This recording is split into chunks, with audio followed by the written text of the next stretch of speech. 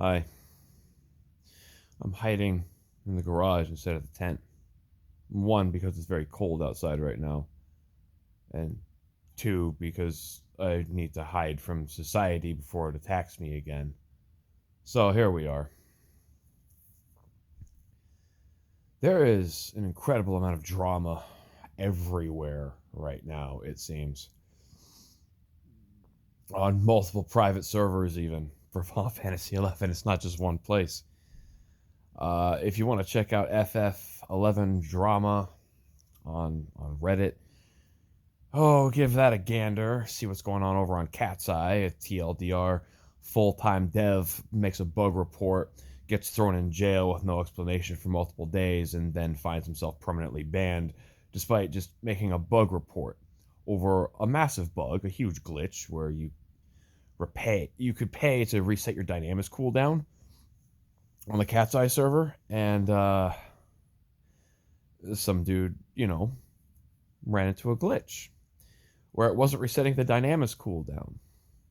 And instead of taking 7 million gil, it was giving you 7 million gil. So you could sit there and just 7 million, 7 million, and just sit there printing gil.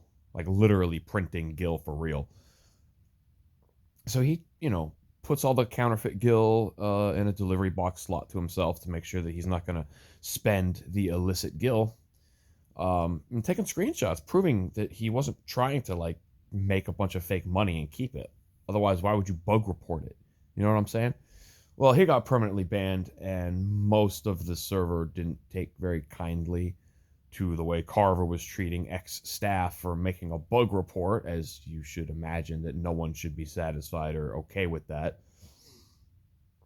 And anyone, any kind of dissent or, not agreeing completely with it, was messages deleted, kicked, and banned from the Discord. And if you really said something to upset Carver's fragile little ego, then he would also ban you from the game itself, even if you just said you disagree with him in the Discord. And apparently, in some cases, he's even changing the names of characters that he banned to things like SMD. It's just a real class act, this Carver guy. Don't play on Cat's Eye. I don't care what anyone says. I could not support someone that is that big of a diaper baby tantrum throwing man-child. That is just absolutely intolerable. I'm a pretty chill person these days. I don't really get up into the physical violence so much anymore these days, but Carver's the kind of person that if he was in front of me and I was, maybe holding a 5-pound sack of delicious russet potatoes, I might feel inclined to clobber him in the head and the face with it a couple times. Just saying. Freaking brat child. But then we got more drama over here on the horizon. We have two particular instances of mega drama from Heirloom. One was a dude who was unfortunately a victim of a scam. He trusted the wrong person, ended up getting 9 water ores scammed out of him by Ziel. Don't trust that guy to cut any ores for you. Zail. That is a scamming mule. Do not trust that person. And then we had the husband and wife, Gyromite and Sage Wildflower, getting banned on Horizon for dual boxing. I don't know why people think that they can get away with this, but GM tools lets you see a lot of things, man. So, that there's a husband and wife that gets banned, and everyone's just like, oh, but they were so nice and polite and courteous, and they even said in voice chat that they would never dual box, and criminals also say that they didn't commit crimes. Murderers say I didn't do it. People who 2-box say that they would never 2-box. It's almost like there's some type of pattern in the way criminals behave or something. So, a bunch of people were all sad and, oh, the GM team doesn't act on people who get scammed for water ores, but they'll go ban innocent players who are not breaking the rules. Except multiple people came into the Silk Road mentioning that, yeah, I've seen Gyromite and Sage Wildflower, and they move weird. And, if you've played on maybe other servers that allow dual boxing, or you played back on retail and you knew someone that dual boxed, you know what to look for. It's obvious if you've seen it and you know what to look for. And a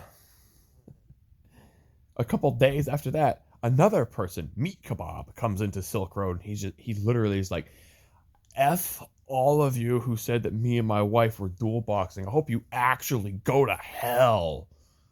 And just went on this rampage, little mini tirade about dumb crap. And at first I'm like, wait, so this is the guy who got banned? But his name is Meat Kebab. And so I check on the Horizon Discord. His name is Meat Kebab there. So I do a player search on the website. No, this is not Meat Kebab is not Gyromite. This is another Galka. What? Zael's a Galka, and then these two, husband and wife duos. The husband was a Galka. Why y'all making Galka look bad? Why y'all gotta cheat and scam people on the Galkas? Stop. Just stop. Jeez. But anyway, it's funny to me. It was like the FBI was, gathering data to go on like a big old sting bust all at once with these multiple husband and wife IP exception teams that are getting caught out for dual boxing, and I'm just like, y'all don't get it, do you? That people think like, oh, I'm gonna try this, see if I can get away with it. Okay, I'm gonna try this, see if I can get away with it.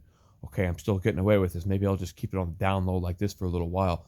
It's like, that sometimes the FBI allows you to keep committing the crime so they can build a case against you. Just don't cheat. Don't think you're going to get away with it. All that's happening is a case is building up against you, and eventually they're going to be like, hey, there's enough to prove you have a habit and a pattern of doing this, so see ya. But of course, everyone wants to be like, oh, well, they were such nice people. They would never do anything like that. Well, let me get into the crux of why I'm even making this video, I guess. You never know a person you meet just online, and more to the point, you especially don't know a person that you meet through a video game. As my wife so eloquently put, when you are interacting with someone on an online video game, you're not interacting with that person. You're interacting with the escapist part of their persona, and probably not much else. You are not interacting with the full scope of a person's mentality. You are interacting with the escapist part of the mentality, and when that's the only thing you know about a person, you don't know much about them at all. This was something that became very apparent and evident to me from something that happened in Moonglow back on retail, my European endgame shell that I was in. There was two people. One of them, I don't remember his name. I'm going to call him Screwface because I don't remember his actual name. But the other one I do remember was Kouricko, or Kouricko, the Spanish lover. Kouricko was hilarious. I loved Corey. He was so vulgar and TMI about literally everything. If camping Fafnir or whatever, and Kouricko will pop in like, so hey guys, me and my girlfriend got this new sex toy and here's how we used it, and it was pretty awesome. And it's like, we didn't really need to know that, but alright, thanks bro. But like, here's the thing, is that yeah, Kouricko was vulgar and crass and a little crazy, but I don't think it was possible for Kouricko to be dishonest. In fact, his problem was that he was too honest too often. Like that was the problem with Corey, basically. But that's not a problem to me, because frankly, honesty is the most important part of a person to me. Be an angel, be a devil, be a saint, be a sinner. I don't care. If you can't be honest from one human being to another with me, I don't want to talk to you, basically. That's all I care about. And so I liked Kouricko. And to a lesser extent, I liked Screwface, because he was a lot like Kouricko. In your face, kind of intense, a little vulgar, cussed a lot, said some pretty rambunctious things. And so they got along famously, like two freaking celebrities who both, are worked on the same movie, and now they're like BFFs forever type deal.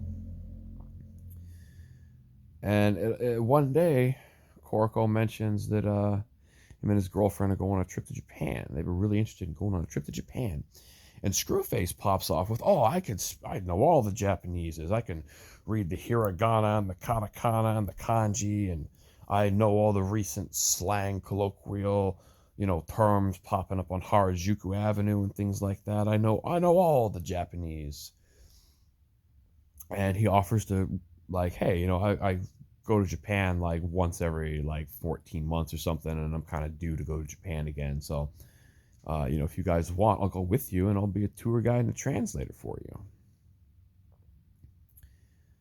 And so they go to do that, and the problems begin on the plane in Germany on the way to Japan.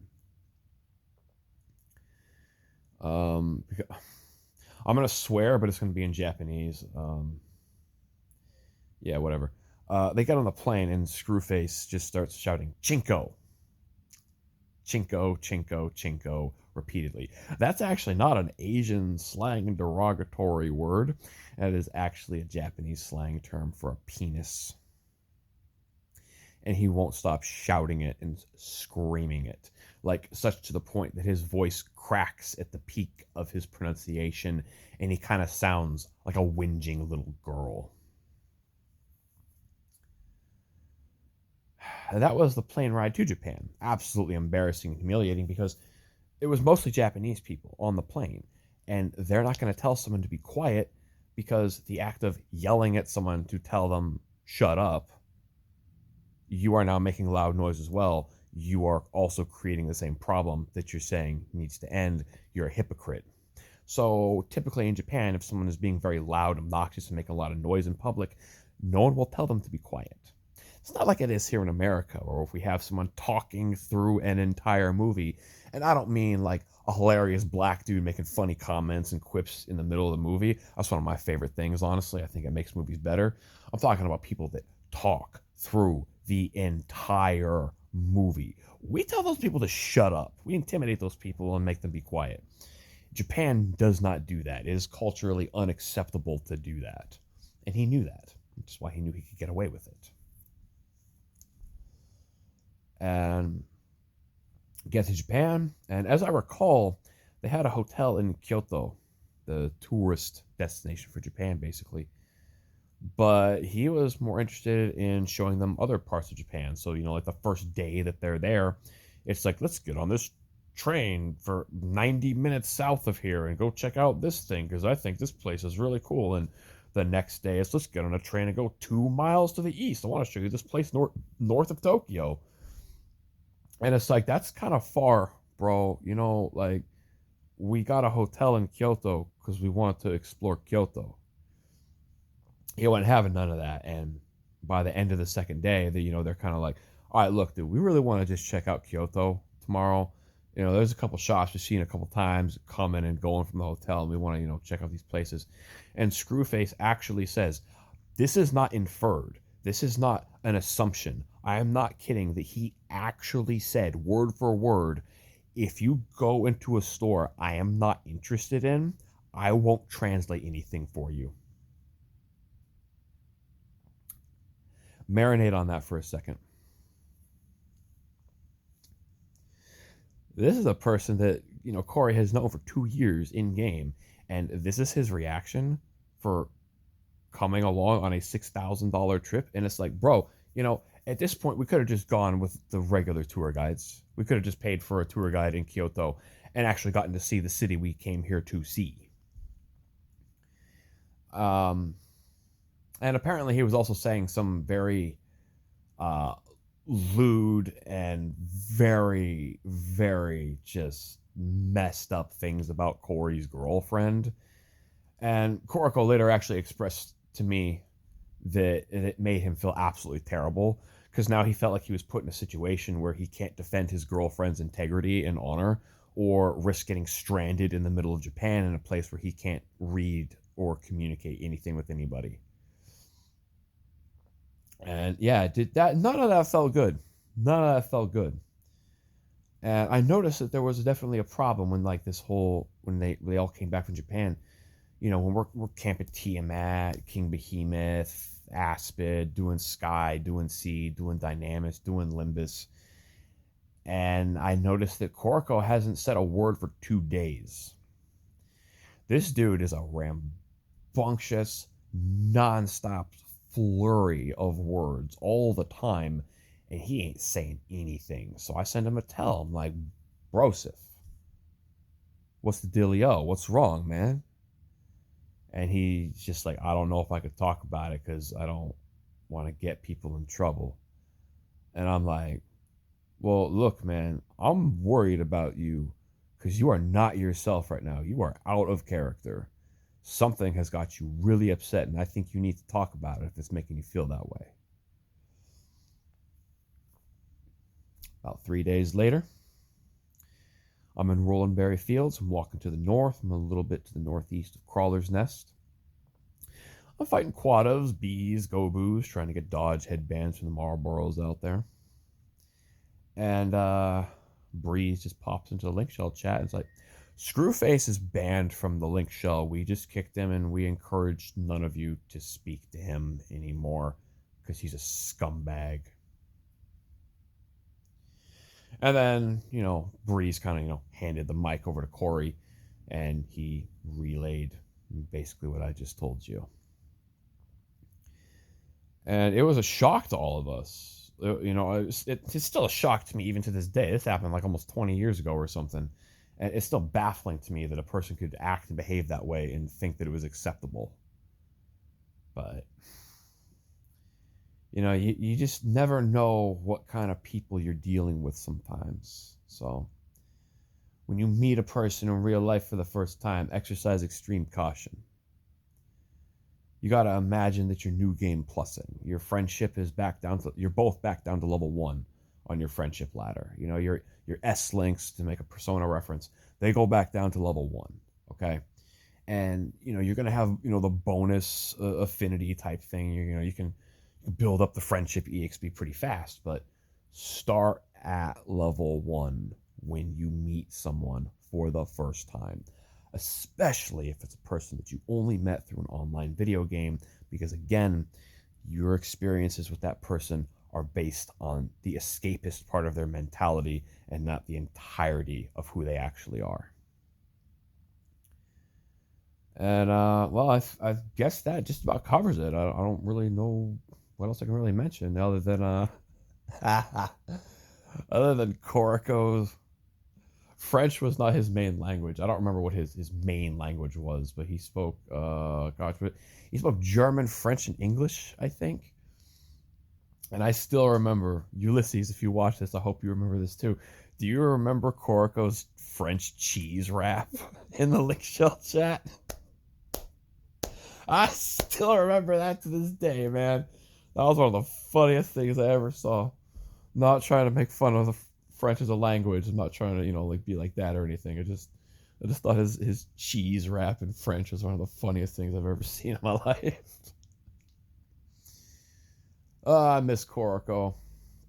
A real big shame is I think he only played for a couple months after this happened because it just put such a bad taste in his mouth that I think he started to become trepidatious about getting close to people because it's like, wow, I was this close with this dude for this long and look what happened. Is it even worth it to make friends anymore? I think is unfortunately, the headspace that he fell into, and can't really blame him for it, I guess. But yeah, anyway, I just want to put that out there. I'm going to give you all a little bit of advice so that you don't have to repeat the same things that I and other people have experienced. And yeah, I guess that's about it. Thanks for listening. Appreciate your time, and God bless.